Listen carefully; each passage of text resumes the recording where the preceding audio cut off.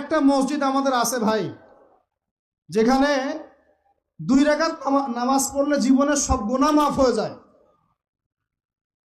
ওইটা আমাদের পাঠ্যপুস্তকে নাই, আমাদের চেতনায় নাই, আলোচনায় নাই, মিম্বরে নাই, খুতবায় নাই। সেই মসজিদ কোথায়? ওই মসজিদ কি আমাদের না ইহুদিদের? কি মনে হয় আপনাদের? ওই আল আকসা কি আমাদের না ওদের?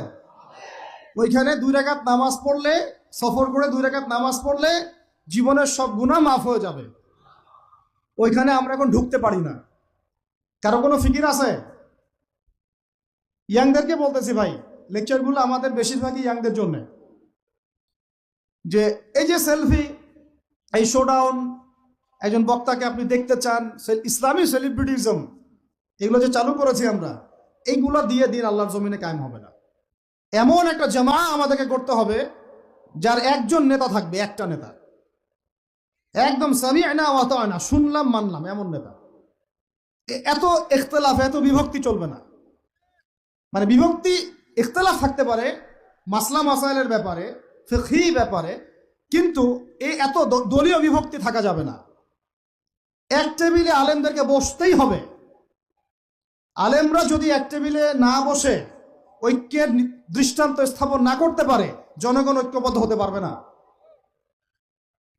বাংলাদেশের সবচেয়ে বেশি দরকার এখন ওলামায়ে কেরামের ঐক্য। আমরা যারা ছোটরা আছি, আমাদের মূল কাজ এখন এইটাই, আমরা এটাই ফিকির করি কিভাবে আলেমদেরকে একটা জায়গায় বসানো যায়। আলেমরা যদি ঐক্যবদ্ধ হতে পারেন, জনগণ একদিকে ফোকাস করে চলতে পারবে ইনশাআল্লাহ। এবং তাদের মধ্যে যদি একজন আমির নিযুক্ত করা হয় এবং তার কথা যদি আমরা সুরাভিত্তিক মেনে চলি, ইনশাআল্লাহ বাংলাদেশ কেন, পুরা বিশ্বে দিন কায়েম করা সম্ভব। আমরা এই দিক থেকে আমরা মোটামুটি 20-30 বছর পিছায় আছি এখনো। বুঝতে পারছেন না আমার কথা?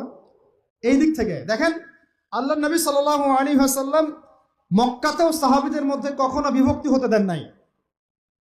একজন নেতা, তার আন্ডারে সব সাহাবীরা বায়াত করে আছেন হাতে হাত রেখে, ব্যাস যা বলবেন তাই। ডানে যাইতে বলে ডাইনে, বামে যাইতে বলে বামে। মার খাচ্ছেন, যদি নবীজি বলেন হিজরত করে চলে যাও, হিজরত করে চলে গেল আবিসিনিয়ায়, তাই না? আর যদি নবীজি বলেন সবর করো, সাবরান আলা ইয়াসির ফাইন্না মাউইদাকুমুল জান্নাহ, সবর করো, তোমাদের জন্য জান্নাত, সবর করতেছেন, মার খাচ্ছেন, তাও কোনো কথা বলতেছেন।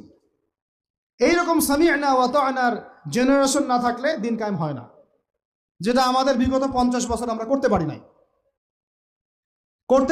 এটাই সত্য কথা। এটা করার জন্য সবার আগে আমাদের মনের হিংসা দূর করতে হবে। কি দূর করতে হবে? মনের হিংসা দূর করতে হবে, মনের অহংকার দূর করতে হবে, নিজেকে ছোট মনে করা শিখতে হবে।